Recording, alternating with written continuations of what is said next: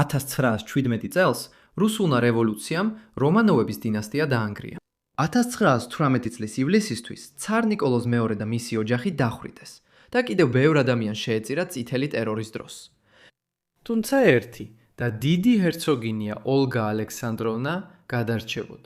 მან გადაიტანა იმპერიის დაცემა, ნათესავების დახოცვა და კონტინენტებზე გაქცევა. საბოლოოდ კი კანადაში გარდაიცვალა, როგორც უკანასკნელი ცოცხალი შვილი, რომელიმეც არის. აბა როგორ მოახერხა გაქცევა, როცა თითქმის ვერავინ მოახერხა გაქცევა. შემომიერთდით, რომ გავიგოთ. დიდი ჰერცოგინია ოლგა ალექსანდროვნა რომანოვა დაიბადა 1882 წლის 13 ივნისს პეტერგოფის სასახლეში, სანქტ-პეტერბურგში, რუსეთი. მისი მამა იყო რუსეთის იმპერატორი ალექსანდრე მესამე, რომელიც რუსეთის იმპერიის სათავეში წინა წელს ავიდა, მას შემდეგ რაც მისი მამა ალექსანდრე ორმოდ მოკლეს. ოლგას დედა იყო დანიის პრინცესა დაგმარი, რომელიც მოდიოდა ახალი დანიური სამეფო ოჯახიდან, რომელიც ხელისუფლებაში მოვიდა 1863 წელს, როდესაც მისი მამა გახდა დანიის მეფე კრისტიან მეცხრე. მნიშვნელოვანია, რომ კრისტიან მეცხრის შვილებს შორის იყო ალექსანდრა, რომელიც დაქორწინდა ბრიტანეთის მომავალ მეფე ედუარდ მეშვიდეზე და გიორგი პირველი, ბერძენთა მეფე. ამგვარად ოლგა დაკავშირებული იყო ევროპის თითქმის ყველა სამეფო ოჯახთან, რაც მის მომავალ ცხოვრებაზე გავლენას მოახდენდა. ის იყო თავისი მშობლების 6 შვილიდან ყველაზე უმცროსი. უფროსი იყო ნიკოლოზი, მომავალი ცარი. მეორე ვაჟი ალექსანდრე ჩვილობაში გარდაიცვალა, ხოლო კიდევ ერთი ძმა გიორგი 30 წლამდე ასაკში დაიღუპა. ოლგას ასაკით ყველაზე ახლოს იყვნენ მიხაილი და ქსენია. ქვეყანა, სადაც ოლგა გაიზარდა, სრულიად განსხვავებული იყო იმ ქვეყნისგან, როგორიც ის იყო 68 წლის შემდეგ, როცა ოლგა გარდაიცვალა. როცა ოლგა 1882 წელს დაიბადა, ბატონკმობა, შუა საუკუნეების ტრადიცია, რომელიც გლეხებს მათი ბატონის მამულზე ამყოფებდა, მხოლოდ 21 წლით ადრე იყო გაუქმებული. ქვეყანა ნელ-ნელა იწყებდა ინდუსტრიული რევოლუციის ინოვაციების მიღებას და რუსეთში ჩნდებოდა ახალი ტიპის პოლიტიკური მოძრაობები, როგორიცაა კომუნიზმი, ანარქიზმი და ნიჰილიზმი.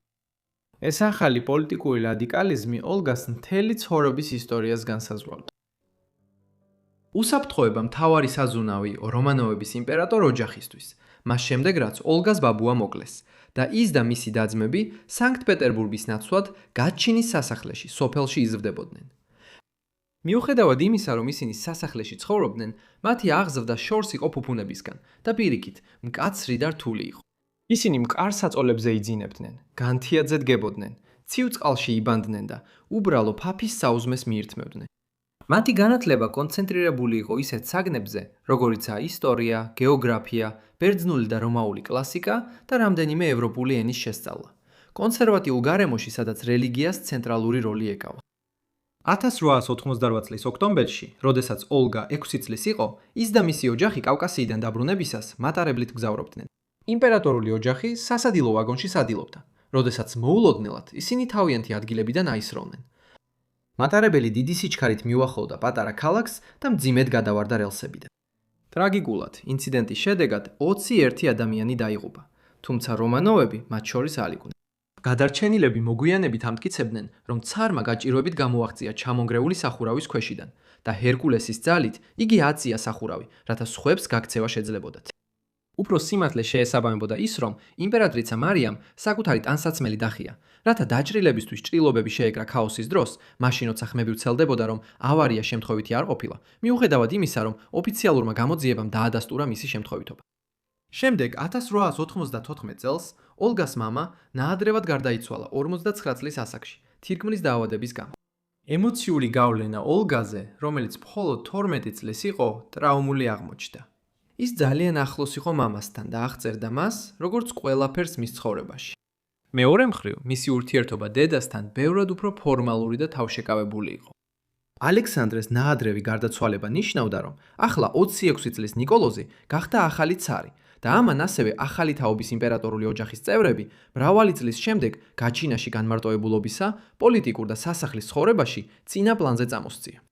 ოლგა კარგად უეშახდა თავის ოფიციალურ შესვლას რუსულ საზოგადოებაში 1890-იანი წლების ბოლოს.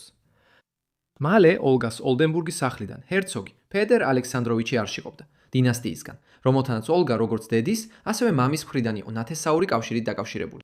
ის იყო კაცი, რომელიც ცნობილი იყო ლიტერატურის, აზარტული თამაშებისა და შესაძლოა ასევე მამაკაცების სიყვარულით. 1901 წელს მან ოლგას ხელი სთხოვა, რაც რუსულ საზოგადოებაში დიდი გაგვირვების მიზეზი გახდა.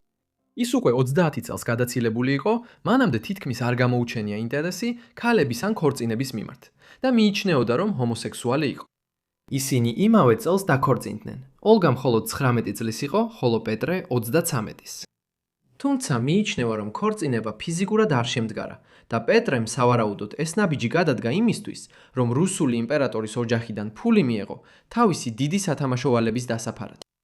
შემდეგ ისინი დასახლდნენ სანქტ-პეტერბურგში მდებარე 200 ოთახიან სასახლეში, სადაც ოლგასა და პეტრეს შენობის საპირისპირო მხარეებში ცალკე საძინებლები ჰქონდათ.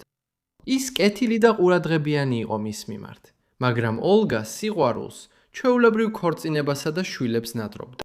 მისი შედარებითი სიკეთის მიუხედავად, ეს მდგომარეობა საბოლოოდ ოლგას ღრმა უბედურებამდე მიიყვანა. ოლგა დეპრესიაში ჩავარდა და თმაც კი დაეწყო ცვენა, რის გამოც გარკვეული დროის განმავლობაში პარიკის ტალება მოუხდა. 1903 წლისთვის ოლგამ განქორწინება ითხოვა, მაგრამ მან უარი თქვა. თუმცა ყველაფერი ასე ცუდადაც არ იყო. ამ წლებში დიდი თავადიშვილი თავის ძმას ნიკოლოს და მის ოჯახს ახლოს ცხოვრობდა და მათი კავშირი კიდევ უფრო გაღრმავდა. მას ძალიან უყვარდა თავისი მრავალი დისშვილი. ისინი სანქტ-პეტერბურგის ბრწყინვალე საზოგადოებრივ ღონისძიებებზე დაჰყავდა და განსაკუთრებით იყო მიჯაჭვული უმცროს ანასტასიაზე, თავის საყვარელ ნათლულზე. ოლგა და პეტრე დაქორწინებულები დარჩნენ 1916 წლამდე, როცა ოლგამ კიდევ ერთხელ მოითხოვა განქორწინება. რამდენიმე წლით ადრე მან რომანი დაიწყო ნიკოლაი გულუკოვსკისთან, რუსი სამხედრო ოფიცერთან, რომელიც მიწათმფლობელ ოჯახს ეკუთვნოდა. რამდენიმე წლის განმავლობაში ოლგას ძმა ცარ ნიკოლოზი უარს ამბობდა დაეშვა, რომ იგი დაქორწინებულიყო ესეთ დაბალი სოციალური სტატუსის მქონე კაცს. ამიტომ ოლგა მაინც განქორწინდა პეტერზე და რამდენიმე კვირაში ნიკოლაიზე დაქორწინდა. მას შემდეგ რაც ნიკოლოზმა საბოლოოდ დათანხმდა 1916 წელს თავისი დის პირველი ქორწინების გაუქმებას, როგორც არაკონსუმირებული ქორწინების საფუძველს. შემდეგ ოლგას და ნიკოლაის სწრაფად შეეძინათ ორი ვაჟი, ტიკონი და გური, რომლებიც 1917 და 1919 წლებში დაიბადნენ. თუმცა ეს ვაჟები რუსეთის ღრმა კრიზისის დროს დაიბადნენ. პირველი მსოფლიო ომი დაიწყო 1914 წლის ზაფხულში, ძირითადად რუსეთისა და ავსტრია-უნგრეთის იმპერიის შორის ბალკანეთში გავლენის სფეროების დამკვიდრების გამსგამ. რუსები ბრიტანეთსა და საფრანგეთთან ერთად ავსტრიელების, თურქებისა და გერმანელების წინააღმდეგ გაერთიანდნენ. ომი კატასტროფა იყო რუსეთისთვის, განსაკუთრებით კი ნიკოლოზ ორის მმართველობისთვის.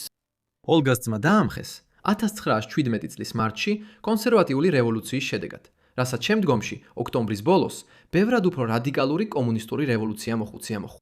რევოლუციის შემდეგ რომანოვების გადაადგილება შეზღუდეს. შემდეგ 1918 წლის 17 ივლისის დილის საათებში ნიკოლოზ მეორე და მისი ოჯახი ბოლშევიკებმა სასტიკად დახვრიტეს ეკატერინბურგში. შემდეგი სისხლიანი თვეების განმავლობაში რომანოვების დინასტიისა და რუსეთის არისტოკრატიიდან სხვა წევრები ან დახოცეს, ან გადაასახლეს, ან იძულებულნი გახდნენ გაქცეულიყვნენ, რადგან ძველი იმპერია ინგრეოდა. ამასობაში ოლგა და მისი ქმარი შინაპატიმრობაში მოათავსეს ყირიმის ნახევარკუნძულზე. მისი და ქსენია და მათი ოჯახებიც მათთან ერთად. როდესაც რევოლუცია სამოქალაქო ომში გადაიზარდა, გავრცელდა ხმები მოახლოებული დახვრეტების შესახებ და მათი ბედი ნიკოლოზ ორთისა და მისი ოჯახის ბედს ემსგავსებოდა. თუმცა ისინი გადარჩნენ მოულოდნელი ძალაუფლების ცვლილების წყალობით, როდესაც ყირიმი თეთრი არმიის კონტროლქვეშ გადავიდა და საბოლოოდ უცხოური ჩარევით, რომელმაც ისინი ბოლშევიკების წინსვლამდე ცოტა ხნით ადრე გაიყვანა. 1919 წლის ნოემბერში ოჯახმა დაიწყო მათი ბოლო მოგზაურობა ჩამოშლილ რუსეთში. რევოლუციური ჯარები რომ უახლოვდებოდნენ, ისინი ბოლო მომენტში გაიქცნენ და თავშესაფარი იპოვეს დანიის კონსულის თომას შუტერის რეზიდენციაში. იქიდან ისინი აღმოჩნდნენ გადასახლების გაურკვევლობაში. თვეების განმავლობაში გადაადგილდებოდნენ კონსტანტინოპოლსა და არასტაბილურ შავი ზღვის რეგიონში. წლების გადაადგილებისა და სასწაულებრივი გადარჩენების შემდეგ, ოლგა, მისი ქმარი და მათი პატარა ვაჟები საბოლოოდ უსაფრთხოებას მიაღწიეს. თავდაპირველად ბელგრადში დასახლდნენ და შემდეგ ჩრდილოეთით დანიაში გააგრძელეს გზა.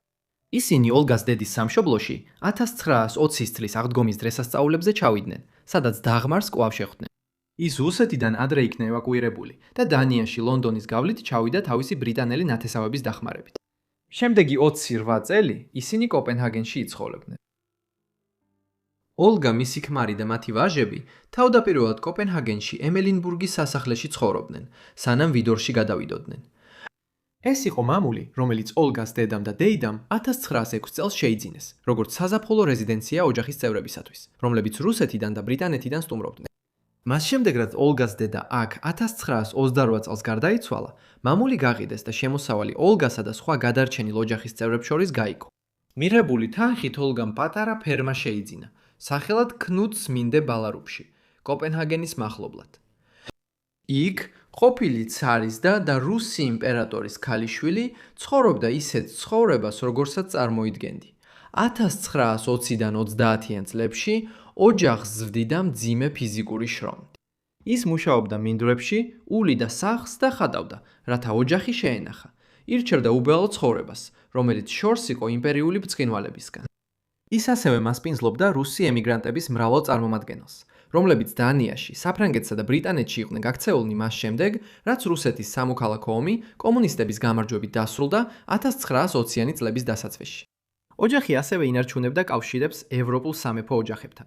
მიუხედავად იმისა, რომ რუსეთის სამეფო ოჯახის ყოფილი წევრების პოლიტიკური მნიშვნელობა მთელ კონტინენტზე იკლებდა და იმედები ქრება, რომ საბჭოთა კავშირის დამხობა შესაძლებელი იქნებოდა. მაგალითად, ოლგა, მისი ქმარი და შვილები შვედეთში ისვენებდნენ. ხშირად სტუმრობდნენ მენ მომავალ მეფე გუსტავ შუდას და მის ოჯახს, რომელთა უმცროსი შვილებიც დაახლოებით ოლგასა და ნიკოლაის ვაჟების ტოლები იყვნენ. 1920-იან წლებში ოლგა ჩაერთო მისი გარდაცვლილი დის-შვილების შესახებ გავრცელებული ლეგენდის პირველ ეტაპებში. ნიკოლაი და მისი ცოლი, ასევე მათი ყველა შვილი, რევოლუციონერებმა მოკლეს 1918 წლის ზაფხულში, რუსეთის სამოქალაქო ომის პიკზე. თუმცა მხოლოდ 1970-იან წლებში დაიწყო საბჭოთა რეჟიმმა იმ დეტალების გამოქვეყნება, თუ სად იყო ნეშტები დამარხული. ამ დროის განმავლობაში მრავლად არსებობდა თეორიები, რომ ოლგას ერთი ან რამდენიმე ძმის შვილი ბოლშევიკებს გაექცა და ევროპაში ცხოვრობდა. ამ მხრივ ყველაზე გამორჩეული პიროვნება იყო ფრანცისკა შანსკოვსკა, თაღლითი, რომელმაც 1922 წლის დასაწყისში დაიწყო მტკიცება, რომ ნიკოლოზის უმცროსი ქალიშვილი ანასტასია იყო. ოლგამ შანსკოვსკას შესახებ გაიგო და 1925 წელს ბერლინში გაემგზავრა, რათა მას საექთნო სახლში შეხვედროდა. დიდი ჰერცოგინია ნამდვილად არ დაიჯერებდა, რომ იმ დროს 30 წლამდე ახალგაზრდა ქალი მისი დის-შვილი იყო. მაგალითად, მოგვიანებით შეხვედრის შესახებ აღნიშნა, რომ ქალმა გერმანულად ილაპარაკა, მაშინ როცა ანასტასია წლების წინ ამ ენაზე არ საუბრობდა და ამასთან მას რუსულად ან ინგლისურად საუბარი არ შეეძლო. რუსული ანასტასიას მშობლიური ენა იყო და ახალგაზრდობაში ინგლისურადაც საუბრობდა. მან ასევე აღნიშნა, რომ მიუხედავად იმისა, რომ ანასტასია მრავალი წლის განმავლობაში არ ენახა, თითქმის 10 წლეულის გასვლაც კი ვერ ახსნიდა, რატომ გამოიყურებოდა ის ასე განსხვავებულად. თუმცა ოლგამ არ დაასკვნა, რომ ეს ქალი თაღლითი იყო. მან ამის ნაცვლად იფიქრა, რომ ის ფსიქოლოგიურად იყო მოშლილი. შანსკოვსკა მართლაც ცუდად იყო და ცხოვრების დიდი ნაწილი სხვადასხვა ფსიქიატრიულ დაწესებულებაში გაატარა. საბოლოოდ კი თავისი ცხოვრების ბოლო წლები ანა ანდერსონის სახელით ამერიკის შეერთებულ შტატებში გაატარა. მიუხედავად იმისა, რომ ოლგა და მისი ქმარი რუსული რევოლუციის შემდეგ დანიაში შედარებით მშვიდად, თუ არა კეთილდღეობაში ცხოვრობდნენ, 1939 წელს ევროპა ახალ ომში ჩაითრია. დანია და ნორვეგია ორივე ოკუპირებული იქნა ნაცისტების მიერ 1940 წლის აპრილში, მოკლე სამხედრო ოპერაციის შემდეგ. ეს ოჯახისთვის მძიმე ტვირთი იყო, რადგან ოლგას ორი ვაჟი, ტიკონი და გური იმ დროისთვის დანიის არმიაში მსახურობდნენ და ორივე გარკვეული დროით სამხედრო ტყვეები გახდნენ. როდესაც ომი დასასრულს უახლოვდებოდა 1945 წლის მაისში, დასავლელი მოკავშირეები და საბჭოთა ძალები ცენტრალურ ევროპაში ვრცელდებოდნენ და ცდილობდნენ რაც შეიძლება მეტი ტერიტორია დაეკავებინათ. ეს მოიცავდა რუსების მიერ დანიის კუნძულ ბორნჰოლმის ოკუპაციას, რომელიც შვედეთის სამხრეთით ბალტიის ზღვაში მდებარეობს. ასეთი ქმედებები ოლგას აფიქრებინებდა, რომ დანია შესაძლოა ერთ დღეს საბჭოთა ბანაკში აღმოჩნდეს ცივი ომის დაწყებისას და ის და მისი ოჯახი საფრთხეში აღმოჩნდნენ. ეს გონივრული შეშფოთება იყო, სულ მცირე მანამ, სანამ იოსებ სტალინი საბჭოთა კავშირის ხელმძღვანელი იყო. ამგვარად 1948 წლის ზაფხულში ოჯახი დატოვა დანია და ჯერ ბრიტანეთში გაემგზავრა, სადაც ოლგას ბიძაშვილი მეფე ჯორჯ მე-6 ჰემპტონ კორტში მასპინძლობდა. რამდენიმე კვირის შემდეგ ისინი კვლავ დასავლეთისკენ გაემგზავრნენ და კანადაში ჩავიდნენ. ოლგა გაატარებდა თავისი ცხოვრების დარჩენილ წლებს. კანადაში ოლგა და მისი გაფართოებული ოჯახი, რომელშიც 1948 წლისთვის უკვე შედიოდნენ ტიკონისა და გურის ცოლები და გურის ორი შვილი, თავდაპირველად ტორონტოში ცხოვრობდნენ, როდესაც კანადაში ჩავიდნენ. მოგვიანებით მათ სცადეს დაემკვიდრებინათ ის ცხოვრება, რომელსაც დანიის სოფელში ეწეოდნენ და შეიძინეს ფერმა ონტარიოში, კამპერუილის მახლობლად. ეს კარგი სტრატეგიული ნაბიჯი არის. მალე ტიკონი და გური წავიდნენ, რათა თავიანთი ოჯახებით საკუთარი ცხოვრება დაეწყოთ, ხოლო ოლგა და ნიკოლაი დარჩნენ ფერმის სამართავად, როცა უკვე 70-იან წლებს უახლოვდებოდნენ. ომის შემდგომი სამუშაო ძალის დეფიციტის გამო მუშების პოვნა რთული იყო და საბოლოოდ მათ ყველაფერი გაკიდეს და 1952 წელს, როცა ოლგა 70 წლის გახდა, ტორონტოში დაბრუნდნენ. ბოლო წლებში ოლგას სახლში სტუმრობდნენ ძველი ნათესავები და რომანოვების დინასტიის მხარდამჭერები. 1959 წელს, როდესაც მისი ბიძაშვილი, დიდი ბრიტანეთის დედოფალი ელიზაბეთი მეორე, როგორც ბრიტანეთის თანამეგობრობის მეთაური კანადას ეწვია, ოლგა დაპატიჟეს ამ ღონისძიებაზე დასასწრებად. იმ დროისთვის ოლგას მეორე ქმარი გარდაცვლილი იყო. წლების განმავლობაში ჯანმრთელობის პრობლემების გამო, რაც მას თითქმის უძრავად ტოვებდა, ის 1958 წლის აგვისტოში გარდაიცვალა. 2 წლის შემდეგ, როცა მისი ჯანმრთელობაც გაუარესდა, ოლგა მეგობრებთან ერთად გადავიდა პატარა ბინაში აღმოსავლეთ ტორონტოში. ის გარდაიცვალა მალევე, 1960 წლის 24 ნოემბერს, 78 წლის ასაკში, რამდენიმე დღით ადრე კომაში ჩავარდნის შემდეგ. მიუხედავად იმისა, რომ 1000 კილომეტრით იყო დაშორებული თავის სამშობლოს, ოლგას დაკრძალვას, რომელიც 30 ნოემბერს გაიმართა, უამრავი დამწუხრებული ესწრებოდა. ის დაკრძალეს თავისი მეუღლის გვერდით იორკის სასაფლაოზე, ტორონტოში. ხელოვანი იყო სიცოცხლის ბოლომდე. დაუღალავად ხატავდა ქაღალდზე, ტილოზე და კერამიკაზე. სიცოცხლის განმავლობაში 2000-ზე მეტი ნამუშევარი შექმნა. ამასთან ერთად და განსაკუთრებით მოკრძალებული ცხოვრების წესით, ყოფილმა დიდმა ჰერცოგინიამ დატოვა ქონება, რომელიც აღემატებოდა 200,000 კანადურ დოლარს, რაც დღეს დაახლოებით 2 მილიონ ამერიკულ დოლარს შეადგენს. მისი და ქსენია ინგლისში 7 თვით ადრე გარდაიცვალა, რაც იმას ნიშნავს, რომ მისი გარდაცვალებით ნოემბერში რუსეთის რომელიმე მეფის უკანასკნელი შვილი გარდაიცვალა. ამგვარად, სიცოცხლის ბოლოს და მის შემდეგ ოლგა ფართოდ მოიხსენიებოდა როგორც იმპერიული რუსეთის უკანასკნელი დიდი ჰერცოგინია. ეს იყო ეპოქის დასასრული, რადგან გარდაიცვალა ბოლო კავშირი თანამედროვე სამყაროსა და მე-19 საუკუნის ძველ რუსულ იმპერიას შორის. დიდი მადლობა ყველას, რომ უყურეთ ამ ვიდეოს. დიდი ჰერცოგინია ოლგაზე. იმედი მაქვს საინტერესო აღმოჩნდა თქვენთვის. იმედი მაქვს, რომ გამოწერილი გაქვთ ჩემი არხი და ჩართული გაქვთ შეტყობინებები, რათა ყველა ჩემი ვიდეო მაშინვე მიიღოთ, როგორც კი ავტვირთავ. როგორც არ უნდა იყოს, ეს იყო ყველაფერი ჩემგან. ასე რომ, მომავალ გადაცემაში Forgotten Lives ისევ გნახავთ. გმადლობთ.